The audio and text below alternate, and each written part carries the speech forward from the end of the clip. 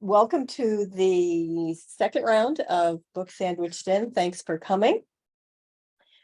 All of you here and the people that we have on Zoom, including our friend Kay Rogas, who is in North Carolina. Yay. I know we had some sound issues last week. We think we've fixed those. Let us know. I'm sure you'll let us know if we haven't. We're doing our best. I'd again like to thank the Book Sandwiched In Selection Committee, Margot Brown, Lisa Derrickson, Dusty Hewitt, Gary McCaslin, and Pam Sonnefeld, who worked hard to choose these books, and also to Card Carrying Books and Gifts for their support for this year's Book Sandwiched In. If you haven't been there, it's a little gem on Market Street and you should stop in. Today's book is Lady Justice, Women, Law, and the Battle to Save America by Dahlia Lithwick. If you haven't read it, there are 3 copies in the library system, and it's also available as an audiobook and an ebook from Libby. Presenting Lady Justice is Michaela Rossettie Azemi. Michaela grew up in Corning. She has a bachelor's degree in sociology and criminal justice with a minor in women's studies from the University of Delaware and a law degree from Case Western Reserve University. She spent the last 10 years practicing law in Corning with a focus on representing survivors of domestic violence and sexual assault in family court, and is also an associate real estate broker. She's currently working as a director at Cornell Law School. She enjoys helping students accomplish their legal career goals and local residents fulfill their home buying and selling dreams. She and her husband have 3 boys, aged 7, 3, and 1. They love spending time here in the Finger Lakes and traveling to her husband's home country of Kosovo. Special thank you to Michaela for finding time in what must be a busy schedule to join us today.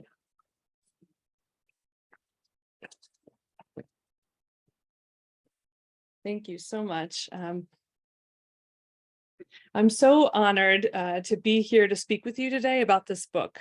When Louise reached out and asked that I do this book review, I was really excited.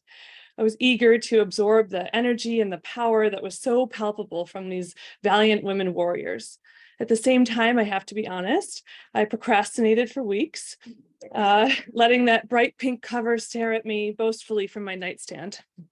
I felt unworthy. I knew this book profiled women lawyers like Becca Heller, who, 35 at the time, my exact age, activated her privilege for power and persisted through this current wave of misogyny that we're witnessing. About a month ago, in the middle of the day, I cracked open the cover and thought, how could I possibly have anything to contribute to this anthology of heroes? What did I do during this time? Where the hell was I? Well, I couldn't dwell in this shame cloud forever. And soon I was greeted by my cheerful 7-year-old waltzing through the door from school. He was humming this nursery rhyme, London Bridge. And then he began to sing, take the key and lock her up, lock her up, lock her up. Take the key and lock her up, my fair lady. I felt like I was underwater and I had momentarily forgotten how to swim. Eerily, these lyrics echoed this repetitive 2016 refrain, lock her up, cast by the likes of Chris Christie, Rick Scott, and other right-wing extremists upon so many women speaking the truth. This chant began as a loud bellow at political rallies, and as Dahlia reminds us in this book, it seeped into our children's rhetoric as well, as she recalled this group of male conservative high schoolers gleefully chanting this chorus of lock her up. The sole purpose? To restrain our voices and restrict our power. My fair lady. In the song, these words fair and lady conjure up images of whiteness and modesty and traditional norms of beauty. I thought about the title of this book, Lady Justice, as a reclamation of these words and the power that we have as women to push for fairness in a traditional sense of justice. I thought about how early in our lives sexism appears. how deeply rooted the systemic oppression is in our culture and our language and our education. And then I remembered where I was, what I was doing in 2016. I had a brand new baby and my focus was raising a feminist child, donning gender-neutral clothing, fostering emotional intelligence through attachment parenting, and reading books by Black authors about children with 2 moms. I was working toward a personal progressive agenda and pursuing a different brand of empowerment by shaping the next generation of activists. So I started reading. As a lawyer, I really appreciated the bookends in this book, Lady Justice, starting and wrapping up with 2 monumental cases, litigating women's bodily autonomy, whole women's health, from 2016, which upheld this fundamental right of a woman to choose to end her pregnancy, and ending with Dobbs, which I'm sure we're all familiar, reversed 50 years of precedent set by Roe v. Wade. It made me realize the other reason that I had stalled reading this book. Dahlia holds nothing back. There's no sugarcoating the harsh reality of the state of our world today. I think one of the lessons that I gleaned from this book and its inspirational profiles was that perfectionism can be the enemy of progress. Defeat in one arena shouldn't halt overall achievement. Despite the election of the 45th president, each of the women in the book made incredible strides toward justice. There's power in incremental progress, and there can be beauty in something less than the entirety. There's a lot to cover in Lady Justice, so I thought today I would highlight each of the attorneys in the book with a few words that rang true to me. And also a photo of each of the women at a microphone to remind us all that we have a voice and we have to be loud to be heard through the noise. Let's see if I can. So I'll start with Polly Murray. Polly is the first person profiled in the book, which is apt given her behind the scenes legacy and incredible value. Polly is one of the first non-binary feminist activist lawyers who co-founded NOW in 1966, organized sit-ins in segregated restaurants in DC, and was arrested for refusing to move to the back of the bus 15 years before Rosa Parks. What struck me about this vignette was Polly's ambition. She wrote to President Nixon and explained that she was available for a spot on SCOTUS should he ever be interested in nominating a woman. The fair lady concept that's embedded in our socialization as women teaches us that ambition is masculine. Being confident means you're bossy. Being vocal means you're too loud. As you can probably guess, I am unabashedly ambitious, confident, and loud. And it bristles a lot of people, especially men, who often feel that confidence is their sole territory. Early in my law practice, I focused on representing survivors of domestic violence and sexual assault, and a majority of my clients were women. I had one case that I vividly remember clashing with opposing counsel. I had filed a petition seeking an order of protection for my client from her ex, who had slashed her neck with a pocket knife. The typical order of protection is about 3 years, and this is the standard locally. I hadn't seen a case that had a longer order, but there is this section in the Family Court Act, as I know Judge Furfer knows well, that allows a longer order of protection if there's a deadly weapon utilized in the offense. Out in the hallway before the court appearance, opposing counsel approached me, quietly waving his finger really close to my face and said, "If you don't drop this, you're going to be known as the bitch attorney in the bar." So I knew I had a really good chance. It wasn't the first time or the last that I saw male attorneys personify their abusive clients in a controlled conflict of the courtroom. And yes, we succeeded in obtaining the order. The next chapter highlighted Sally Yates and her righteous adherence to the founding principles of the law, including truth-seeking. What stood out about this chapter to me was the emphasis on the lawyers of the future. In my day job at Cornell, I derive so much happiness from working with the future of the legal profession. Seeing a student's eyes light up as they tell me about their first experience in public interest law, whether it's reviewing body cam footage to create a defense for an indigent defendant, or working on a housing hotline to help prevent homelessness for a local tenant. Sally Yates gives this nod to the young women who tell her that they never thought about public service before, but given today's world, they really feel calling to be a part of defining our country. And I see that as a silver lining. This is the energy that I hope to put out into the world and then this future. Becca Heller, in the next chapter, she's called the activist, and this makes a lot of sense. She, like so many in the book, provide salient models of resistance that are replicable. I loved the line in the book, "Something extraordinary happens when female anger and lawyering meet." Sometimes it takes that fire to speak up and say something. About 5 years ago, I was preparing for court and also preparing for my daily dose of sexual harassment by the court officers on my way into the courtroom. There was an officer who frequently made comments to me about how I dressed. And this particular day, he had said, "Oh, honey, those shoes are great, but if I were you, I would choose a different purse to match your outfit." And of course, by purse, he was referring to my legal briefcase. So of course, I had to say something. I said, "I have to ask, do you comment on the attire of the male attorneys too?" The officer, in a patronizing mansplaining tone, said, "What? Oh, no, Michaela, did I hurt your feelings? You really didn't think I meant anything by it, did you?" I said, "Oh, I'm sure you didn't. It's honestly just very sexist to comment on my appearance as I'm preparing for court, regardless of whether you meant anything by it. I truly don't care if my briefcase or my shoes match. I care that I'm able to provide quality representation for my client. Does that make sense to you?"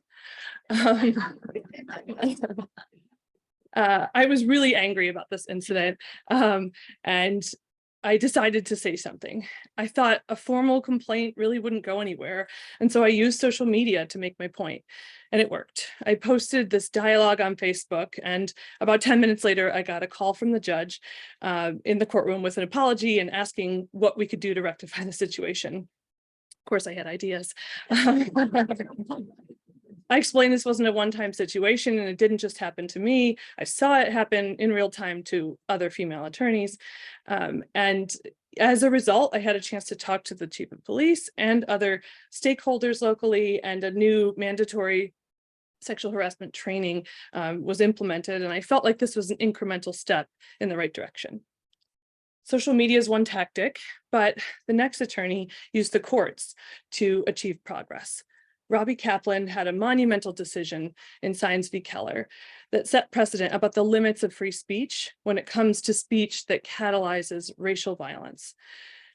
While I haven't litigated any case of this magnitude, I have taken something, I have taken cases to trial and made arguments that set precedent. The idea of being undeterred by losses was something that I took from Robbie Kaplan. It reminded me that despite losing a custody appeal for a survivor of domestic violence, giving up the fight is not an option. And just so you know, I'm a real lawyer, I put this up there.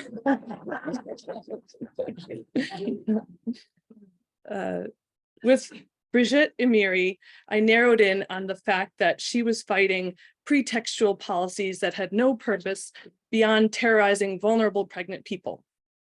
Bodily autonomy and seeing women's bodies as vessels reminded me of this pro bono case that I'd handled a couple years ago. I was contacted by a local breastfeeding support group that I was a part of, where a new mom who was working at FedEx had been pumping with the Willow, this brilliant invention that allowed for cordless pumping on the go. As a nursing mom, I really empathized with this multitasking that this client was doing, dropping off packages at the same time that she was packaging liquid gold for her baby.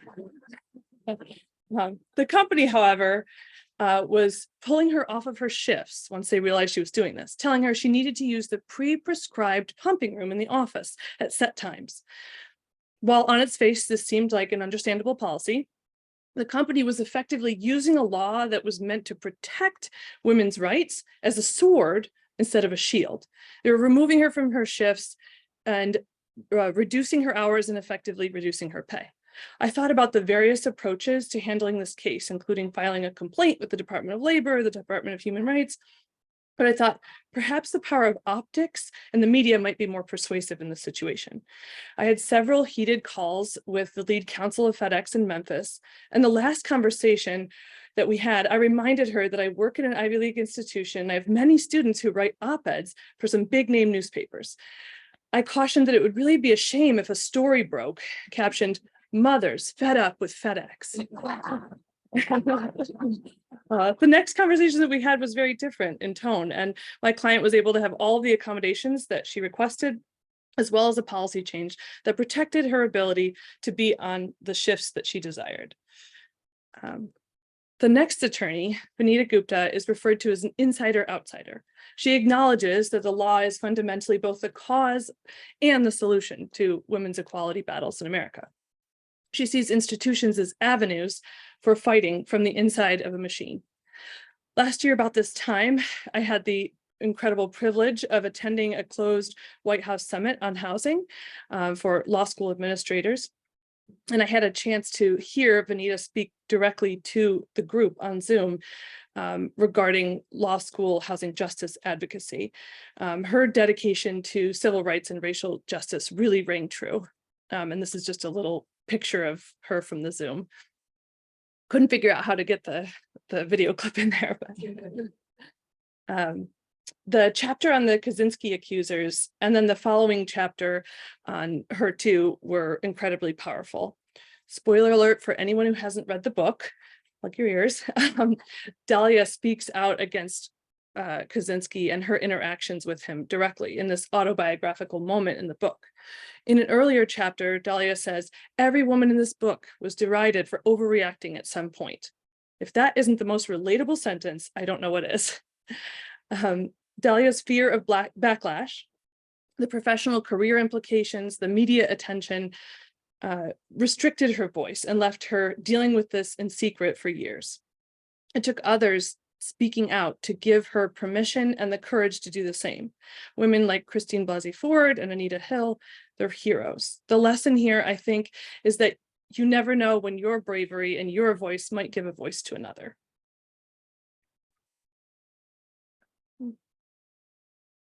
The final two chapters are about voting rights, outreach, education, the fight against redistricting. These two inspirational women, Stacey Abrams and Nina Perales, work to dismantle barriers and red lines in our voting system that threaten our democracy.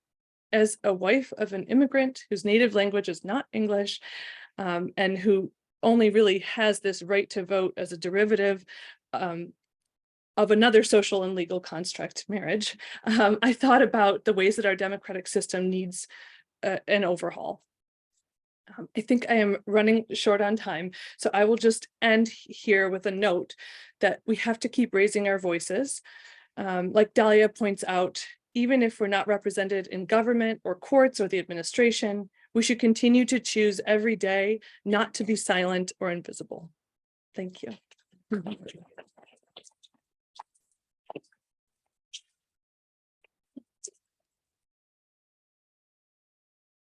Questions, comments?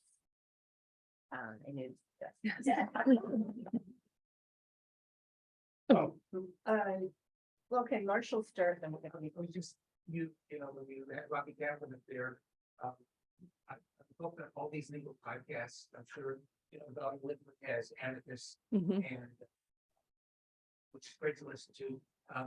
But the E. Jean Carroll piece, this is when, you know, she used great many years ago at Bonley Teller, and he's blaming her, and she brought, you know, a civil case against him, and he said, "Oh well, he's the president, he's just doing the job."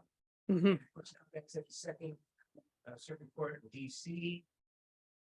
waiting for them to make a judgment whether that was objective, and then John do that, or he can be sued. But then again, he made the exact same statements. He basically perfectly said what he said when he was president. So, do you know anything about that case or how that's progressing? Are you watching that? Oh, you know. Yeah.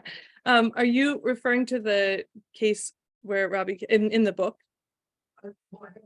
Okay, so it is talked about in the book, and it's fascinating where she represents Edie. Is that what you're saying? Yeah.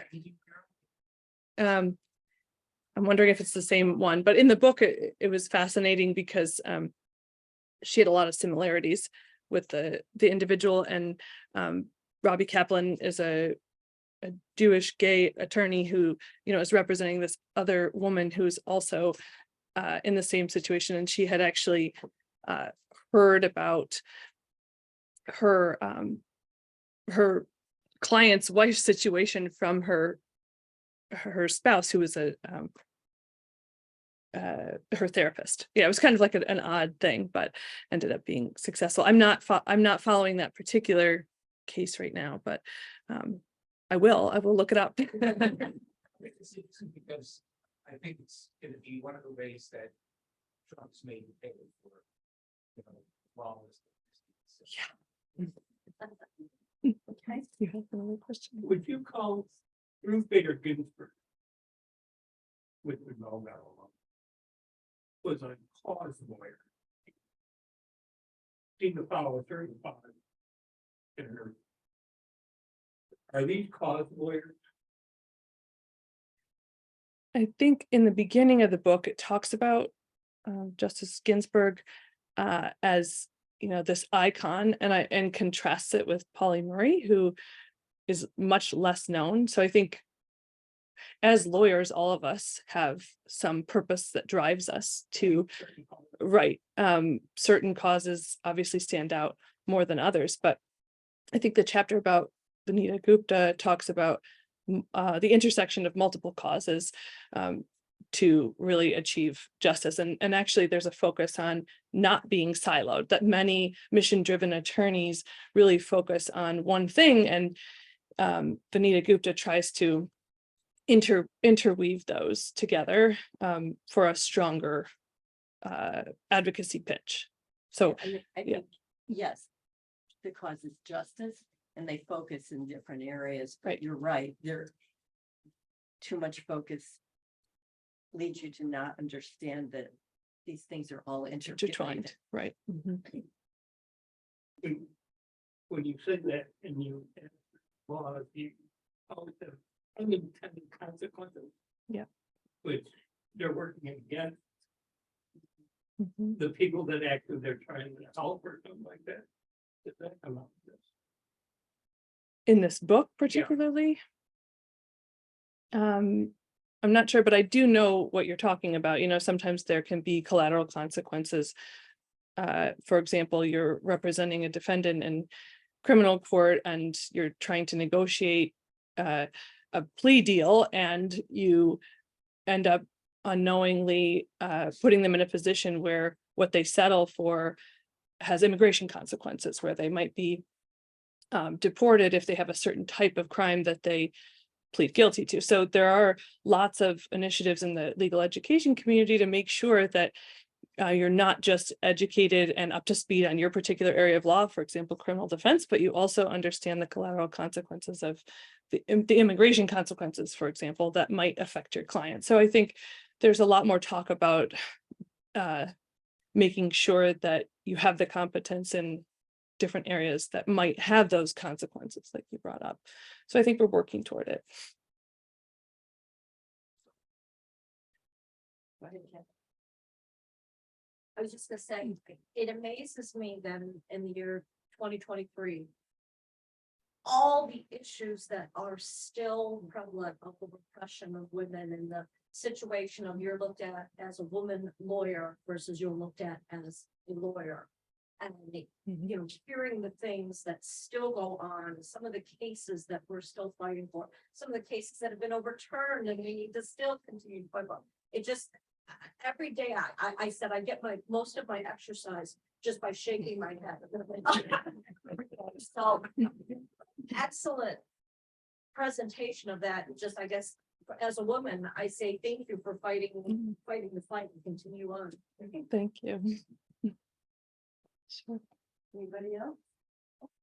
I believe I heard you say, they need to overhaul the system. I think we would all agree with that. It's such a huge onion to do back all of those layers. So entrenched in so many systems, institutions, in our culture and baking and our educational system. You mentioned your sons and that's all boys get it. Yeah. So where do we start? Yeah, I think this was one of the most inspirational things for me about the book.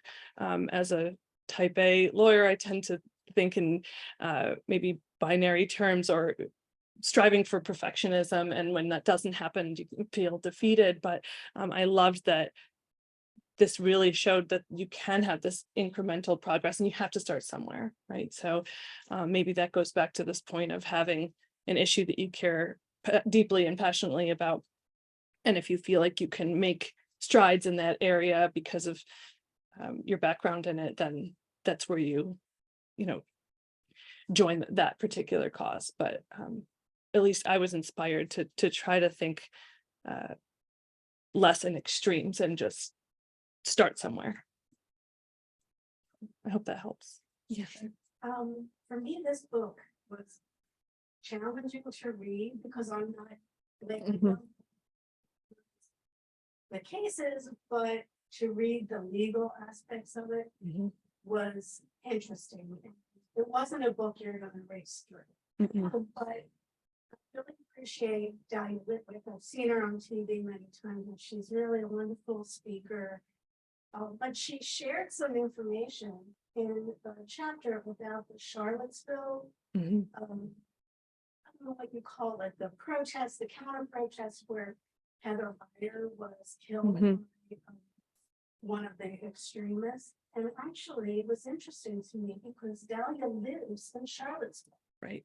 And she knew that this event was coming. And she talks a little bit about how it affected her town, which is small and friendly. And she always felt so safe there, but how tensions were arising prior to the event, then the horrible events themselves, and how her community is still kind of dealing with. Mhm. But she did put in some personal things that I thought was really just charming and kind of what I needed at that point. Mhm. And she was feeling, she was like shaming herself for not being out there protesting. She was talking to her brother about it, and he said to her, you know, you're kind of fat, you're not very fast. And maybe being out there on the front line isn't the best place for you, but you're right about it. And so I took from that we each do our thing. We don't all have to be doing the same thing. Each of us have different talents. Mhm. And it made her feel better and it made me feel better too, because I wasn't out there on the front line either. But Yeah. just an interesting point that she shared. Yeah, that stuck out to me as well. And I think in each of these vignettes, the attorneys express some insecurity about maybe not doing enough or some guilt. And I, open with the guilt that I felt about what was I doing enough. And I think that can really detract from progress. But I think the other thing I wanted to mention was just Brigitte Emiri. She talks about how she didn't go to the women's march, and she was home with her children, and she was making a conscious choice there, not that she didn't support those issues, but was going to go about it in a different way. So to your point, there are different avenues that we can all take. It doesn't have to look the same for each of us. Yeah. Just to recommend something. Several years ago, if we go to Corning Community College and we're over 55, we can audit any class for nothing. As long as, like, I took the Constitution at the college, and it makes you a lot more comfortable with some of this stuff. Any course you like, if this is a subject you like and you want to follow up, and you're lucky enough to be over 55, like I am, not 35. Great. And you don't have to take final exam. I will say, I listened to the audiobook and which she narrated, and does a good job. Authors reading their own work is not always a home run. But yeah, I think it would have been a little bit of a struggle for me to get. I'm a fiction girl, so getting back to the nonfiction when I'm reading a book is hard for me. But I highly recommend the audiobook. You know, I just have a quick question, not a question really, but I was very impressed with with the invitation, I mean, the introduction that we saw. And I said to myself, wow, this woman is going in some directions, and then you mentioned the 3 kids. And I have a daughter who's a 2-year-old and pregnant, and a full-time teacher. I'm wondering if you're available for consulting. Oh, I don't know. I'm glad it looks that way. Oh, thank you. I really appreciate the opportunity to dive into this book with all of you and hear your thoughts and, be a part of it. I look forward to being an attendee for future books sandwiched in and really getting myself in all my free time back into reading. And congratulations to your Thank you. new grandchild, right? Yeah. Hey, thank you. Anybody else? Or do you want to also check to see? Yeah, sure. Oh, yeah, we'll see if there's anything in chat. Yes, if I can get to the Zoom here.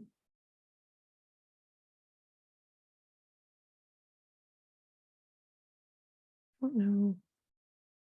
Oh, there's.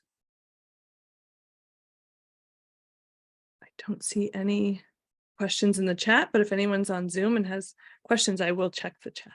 Okay, well, I just wanted to comment that I thought that it was very helpful for you to relay out the examples that you gave, because I don't think people realize what you deal with on a daily basis, and that it really is becoming, I think that the call is to be more sensitive to what's going on around you and speaking up, as opposed to just saying, oh, if the guy's a jerk. Just let it go. I'm not gonna cause a scene because, I everybody knows that, this is the way he is or whatever. And so, I just think that that's something that all of us can benefit from, is being more sensitive and not kind of holding your tongue when it takes a bit more to speak out and really deal with it. So I want to, commend you. Thank you. I just had Oh, yeah, sorry. I just had a kind of a goofy question, but in the beginning of your speech and the officer in the court. So have you always heard all your life being an aggressive woman in your field or anything? You must be on the right. They always, it's a comment. Now because you speak up or you say something. Yeah. Attitude, and I wondered, has it ever happened to you, or do you get that a lot? I mean, maybe not those exact words, Yeah. but the concept that, yes, I mean, even the word hysterical, right, comes from the meaning of the word comes from hysterics and being a woman, right? Yeah. I think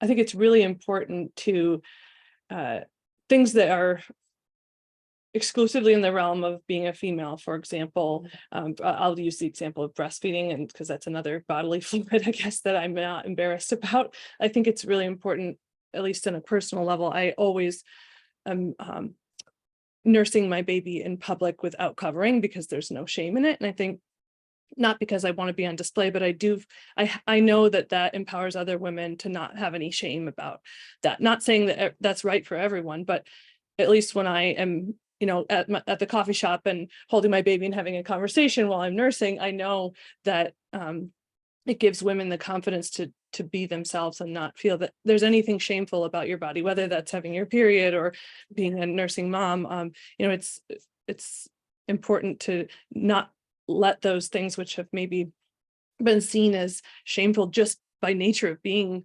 female, that we fight against that in a really outward, vocal way. I don't know, that's sort of my perspective on that, but I don't know that I've had anyone with that exact I was just gonna say, I mean, this is my first time here at the sandwich gym. It's also, I'm relatively new to the legal field.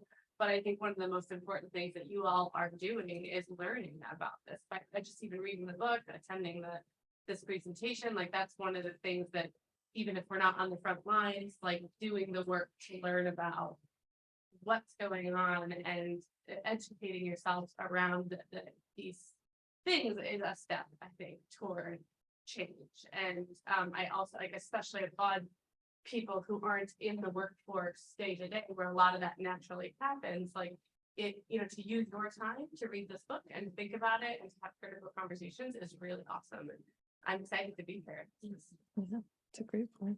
Thanks. Anyone else? Okay. All right, thank you so much. I appreciate it. Thank you.